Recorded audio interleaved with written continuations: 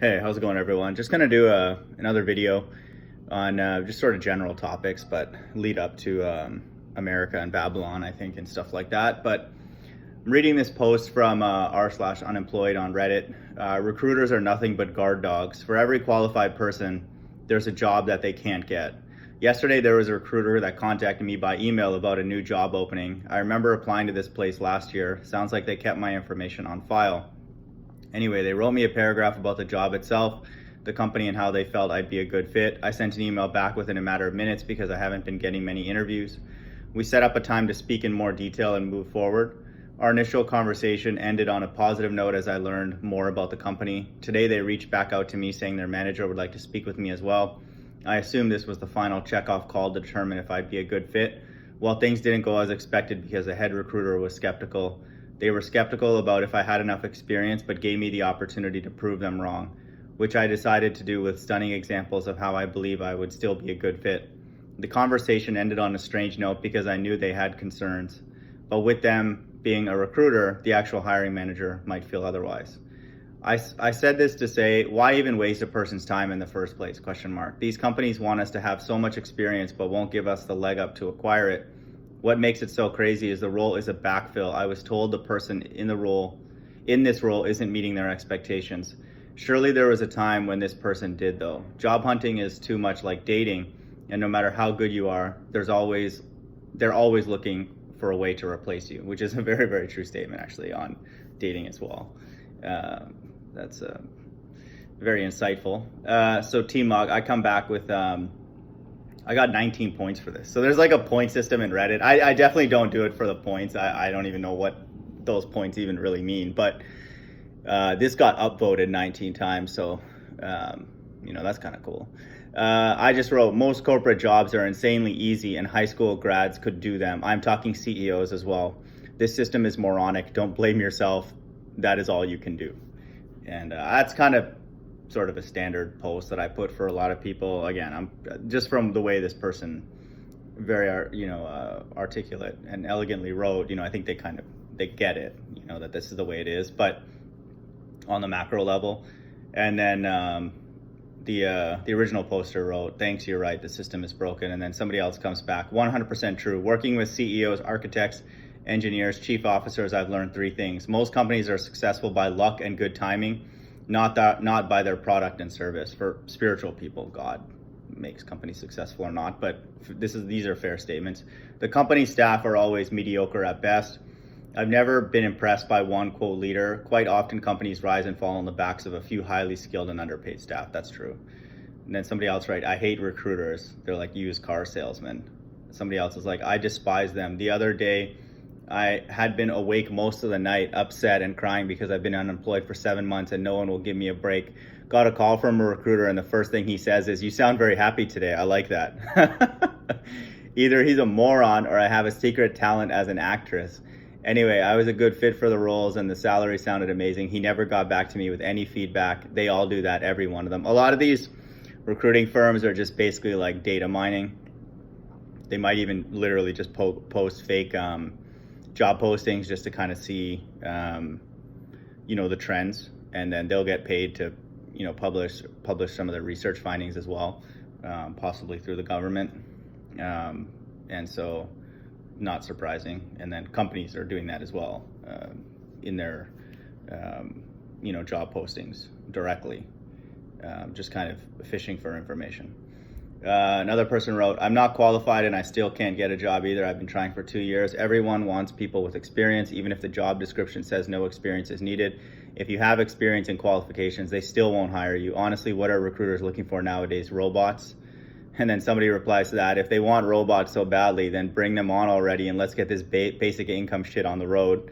And then they reply, thank you, LOL. This whole post to me is like all this sort of, this whole sort of message, all of these messages, all these posts, this thread, sorry, that's the word I was looking for. This thread is basically summarizing to me exactly what is going on in the world, literally, like perfectly.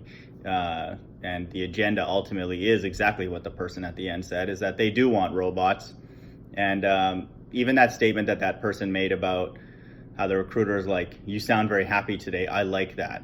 What does that mean? It's like, that's further affirmation. We're just literally told to be a robot and just be happy here. And I get that vibe from people that are around me that are working.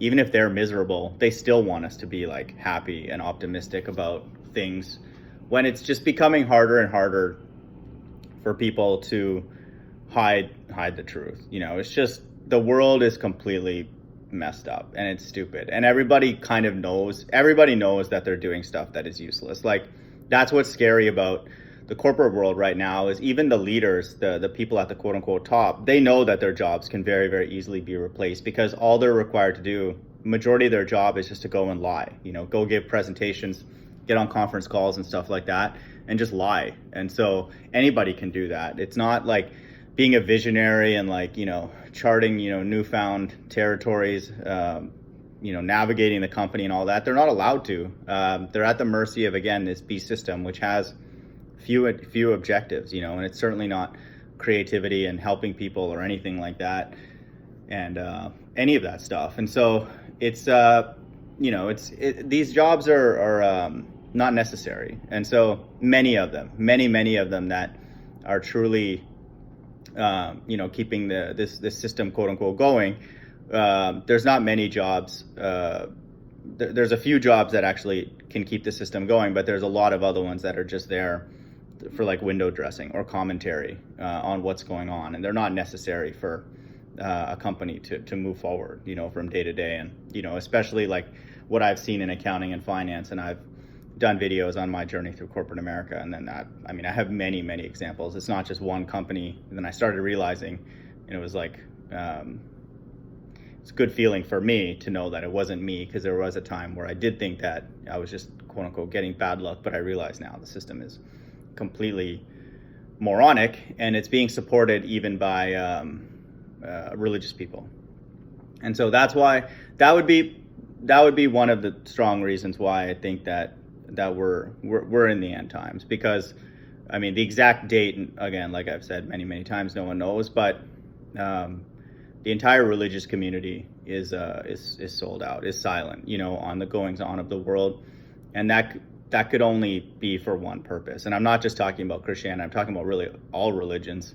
No religious leaders are speaking out against, the few major critiques that came out in this thread. There's no resistance to it, anywhere. You're not allowed to speak in any kind of public way.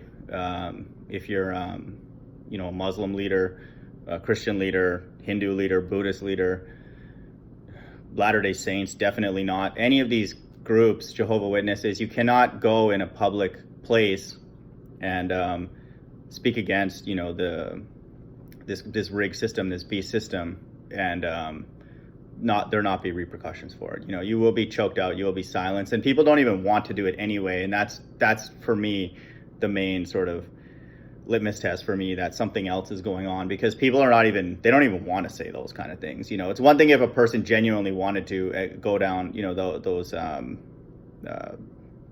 down that path and speak out against it, but they're just being choked out. But the people are not even trying, at the quote unquote top of on the religious side. So those are supposed to be the quote unquote righteous. And so, what's everybody else going to do that doesn't believe in God? They're just going to do what they need to do to survive. That's just the way they're programmed. And, then we have this, and it's being unabated, unobstructed. And so this is going to continue. And I suspect that it's going to get worse at some point very, very quickly. And I think that, so the Bible says that there's going to be famines in a place called Mystery Babylon before it's destroyed. And we're on the precipice of that, whether it's Bible prophecy or not. It's just very, very obvious. Like a system that puts money in the hands of few, and then it's continuously feeding that. And now through what will likely be, the Federal Reserve lowering interest rates tomorrow, it's furthering that. So when the central banks decide to lower interest rates, they're just pushing more and more credit out there, quote unquote money out there, making it easier for these corporations and other wealthy people who have access to it. to just, it's like a faucet. It's like literally a faucet that's running. That's the best analogy that anybody could use. And then the central banks have the ability to turn the faucet on and off if they want to, or slow it down or speed it up.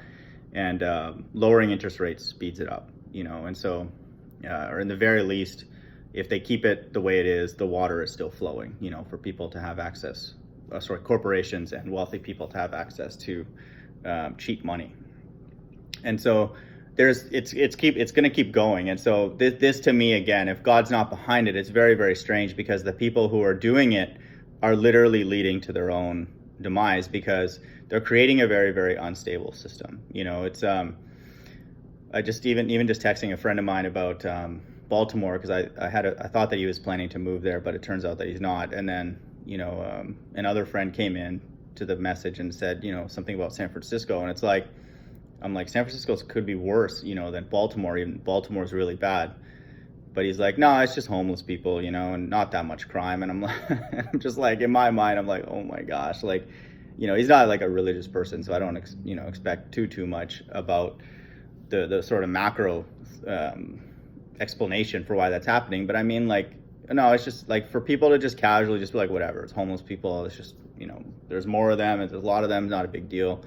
It's like, what about the system that got the homeless people there? And it's not funny, but I don't even know what to say anymore, because it's so dumb. Like, this system is so stupid that I mean, it's reassuring for me personally, because I know that as I'm sort of making plans to exit, this system, that I won't miss it, because there's literally nothing intelligent to do aside from the few interactions I have with other quote unquote truthers. It's like there's nothing else, all we're surrounded by are people who are atheists, and many of them are masquerading around as religious people. And I was at one point in my life, but now with flat earth and other things, like, it's very, very clear that God exists. And then also with this coordinated evil and how stupid it is, it's also very, very obvious to me that God exists, because only God could do this. Who else can make this many people who are just essentially like what this message set is saying, like robots, like zombies, actors, what I call them? It's all the same thing. Like, anybody who takes the mark of the beast is an actor. They do not have a spirit in them. They are, like the Bible says, it's the number of a man. It's the number 666. And so the Bible describes, an antichrist as a person, and it is. The Bible says that it's the number of a man, and that number is 666.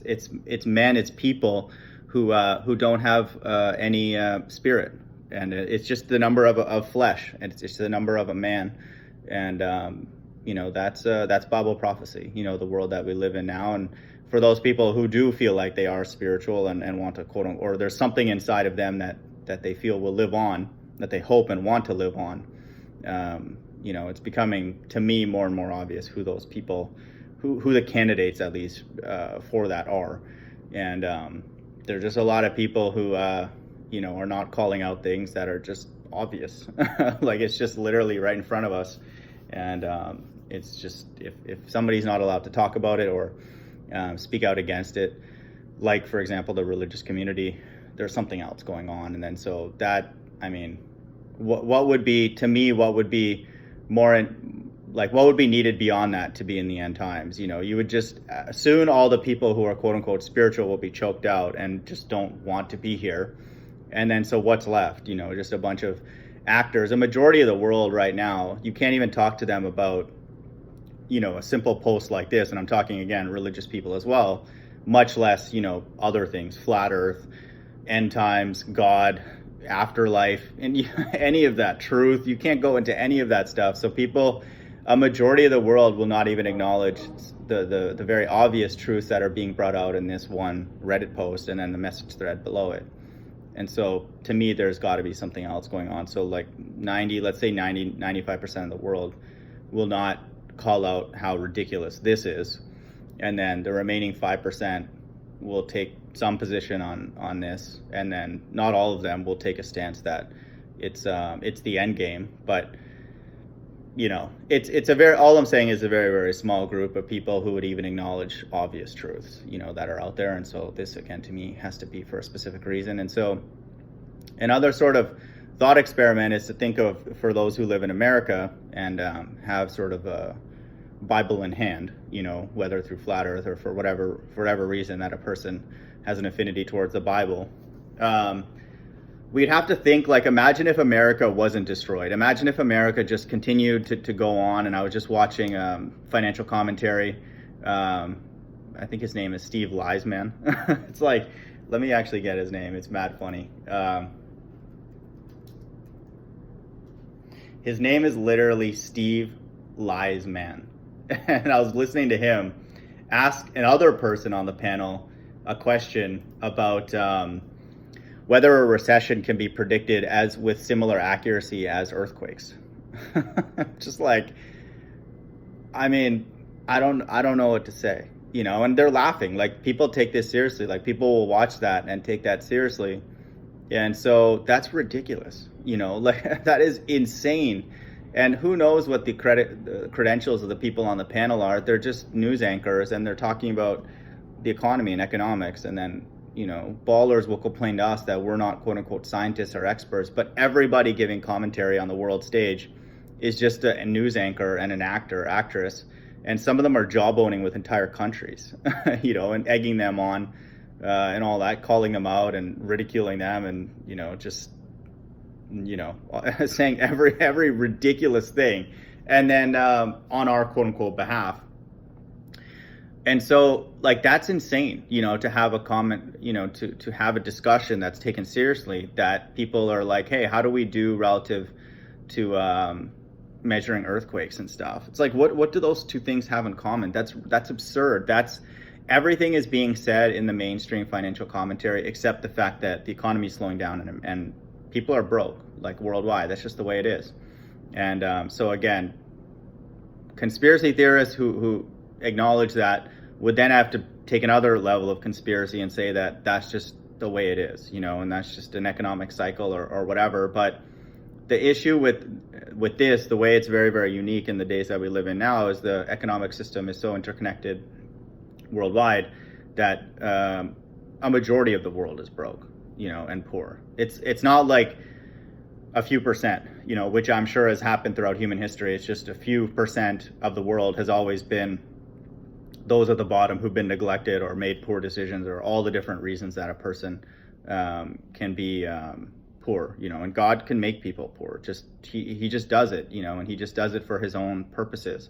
So there's that as well, aside from sort of, human, what we would experience and think of as human decisions that led people to that situation. But now it's the opposite. There's just a majority of the world, 95% or more, would probably say that they have, in the very least, uncertainty about their future. And certainly that involves, their economic position. And so that's what's happening. And so this is a very, very unique time. And then, in my opinion, the only logical reason for that, and it's, like I said, growing and it's not slowing down, would be that this mark of the beast has to, cast its net out to everybody worldwide. And the only way to really bait people into taking something that stupid is to have them feel like they're in debt to that system, and literally, and also sort of figuratively. And so people will take it, and feel like, in many ways, that they're, like I've said, people are almost like asking to be enslaved. And then the beast system will be right there at the doorstep, gladly waiting to oblige to that request. And so, but the point that I want to end off on is, what if America is not dealt with the way that I believe it's prophesied as Mystery Babylon in the book of Revelation? All these lies, these Steve Liesman and all these actors and actresses, the corporate media, which are just, there was another shooting, a couple shootings recently, which I suspect are probably fake. And like all that, like, confusion, and who knows exactly why they're making up those stories. And all the, obviously the shape of the earth is a major, major one. And just all this kind of stuff. And then the homosexuality, which I've done videos on, which America is the ringleader for promoting that as a virtuous thing. What if this were not dealt with? What can we infer then about God? For me personally, the God of the Bible doesn't exist, if that's the case. Because, again, it doesn't have to happen on my watch, but ultimately, if America is not dealt a judgment from God, then the God of the Bible doesn't exist, because it's some other God, or it's just some other God, because that's inconsistent with the character of God, because everywhere, literally from beginning to end, not just the account of Sodom and Gomorrah, but everywhere God talks about how he hates the things that are going on in places exactly like what is happening here in America. So either he like fell asleep or just doesn't care, or he doesn't exist, or he's not the true, quote unquote, true God. And so a country that's involved in this many lies and deception and perversion, and it not go unaddressed by God, to me doesn't make sense, because it's not something that can course correct, without literally just a few people benefiting, and then they're creating an unstable system for themselves. So it's not even good for them, much less the entire population. And so this amount of sort of extreme lies and perversion, to me, should only make sense that it's being sort of teed up for God to handle it, and then the Bible talks about how Mystery Babylon sins have reached unto heaven. There's a limit, one would think. I don't know when that limit is, or if it's already been crossed and, God is preparing, his judgment. But one would think that if the God of the Bible exists, obviously the earth has to be flat, but also a country like America, with all the things that it's involved in, the lies and the perversion, has to receive a judgment. It's not just going to keep going on, or the economy's not going to slow down, and then, those who don't have money will die off, and then it'll just continue on and stuff. Like, it's just that doesn't make sense to me. Then it's like, well, what can we infer about a God like that? And then it's also compounded by the fact that I feel that the so-called Negroes are the biblical Jews, and then they'll just literally be wiped off, a majority of them, because many of them are the ones that are in the deepest poverty, the most destitute conditions. And so then it's like, he really doesn't care, about anything that's going on in America. It's just bad timing. We just ended up in a place that exhibited a lot of characteristics of Mystery Babylon, but just was never dealt with, the way that it's prophesied, and the way that, Sodom and Gomorrah was in its historical account. And so Sodom and Gomorrah is not a conspiracy. It's just like the Bible. If a person believes the Bible and Jesus existed and died on the cross, which is reaffirmed by many, many people and the documents even outside of the Christian faith, Sodom and Gomorrah is the same thing. It's like no person who knows anything would argue that that's not a true historical account, because it's in the Quran as well. And the term comes from the term sodomy that's used routinely in the time that we live in now, comes from the Bible. And so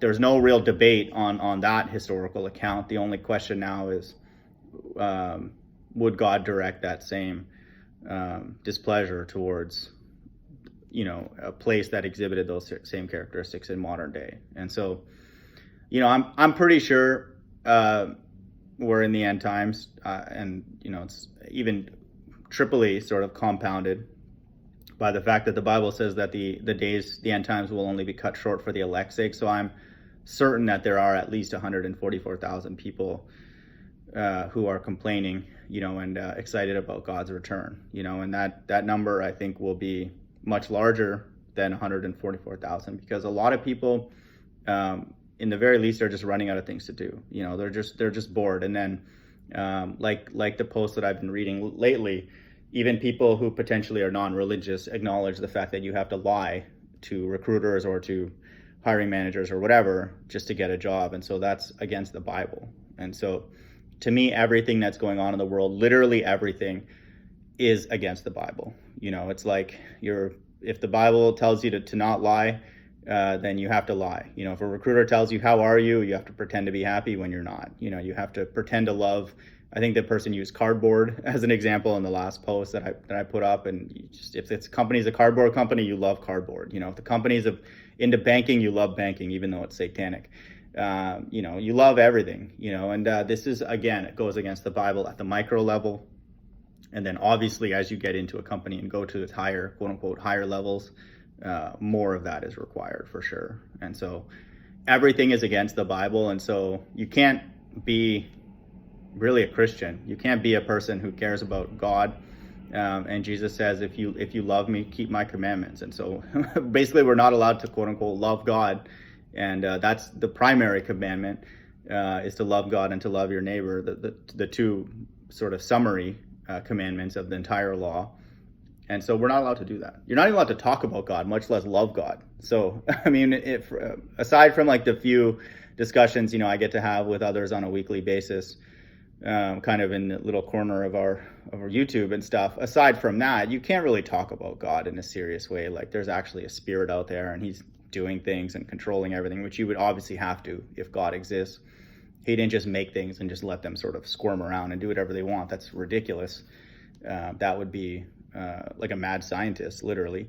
That's not God, and so you can't talk about God's involvement in day to day and what he's doing and all that, and how he's behind all this. He would have to be if he exists.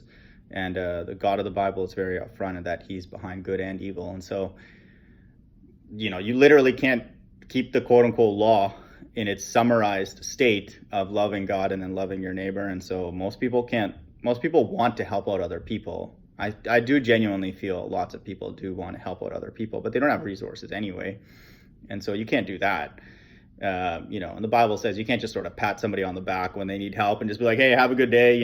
Sorry, I don't have anything for you. It's like that's, obviously James is speaking of people who have the ability to help out, but it's becoming more and more common that just people don't have anything to help another person out. So we're not even allowed to help other people out, which is like the second commandment, summarized commandment that we're supposed to do. So you can't love God, can't even talk about God, and then you can't really help out other people in any kind of meaningful way, because there's, like I said, 95% of the world is uncertain about their future.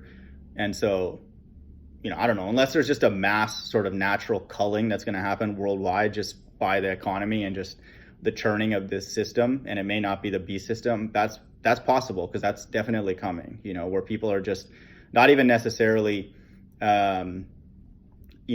it's like some evil thing. They're just like, they don't have a job. They're just running out of money. It's not like they necessarily even quote unquote hate the place. They don't have resources. And so there's nothing else for them to do. And then they don't want the option of being homeless. And so that's happening, and that's growing in numbers. And there's tent communities popping up, in every major city and stuff like that. And so if it's bad here, or if it's getting worse here in America, and we're in a better situation than a lot of countries, we put a lot of countries in destitute conditions. What's the end game, if God doesn't intervene. So I just got this book called On the Clock. I'm going to read that. It's the subtitle is What Low Wage Work Did to Me and How It Drives America Insane, by Emily Guendelsberger. Just by her last name, I suspect she's Jewish, so I have a feeling this is a controlled release, and her initials are EG, which is 36 for those numerology buffs, and 36 is 666. So I'm not saying she's a bad person, but I have a feeling this is like too little, too late. She's calling out Amazon and other places she's worked, so I suspect that this is kind of just to appease the people who know what's going on. It's obvious. So it's just, this is needed in a system like this, is to like have little bursts of truth in there, just like these posts. Like, they'll allow it to kind of quote unquote get out, but they won't speak upon it directly, and then they won't address any of the points to make it better. This is just to kind of keep the opposition at bay and let people think that there is a voice out there for people who are speaking out against the system, when obviously there's nothing we can do to stop it. Even when I left Amazon, I signed a confidentiality agreement where I'm technically not allowed to speak out against the company in any kind of ill way, any kind of public way. And that's by design. That I don't know how she got around that, or maybe she doesn't care, or maybe she didn't sign that type of an agreement. But that's the system is just, let's keep on rolling. Hope everyone's doing well. Bye.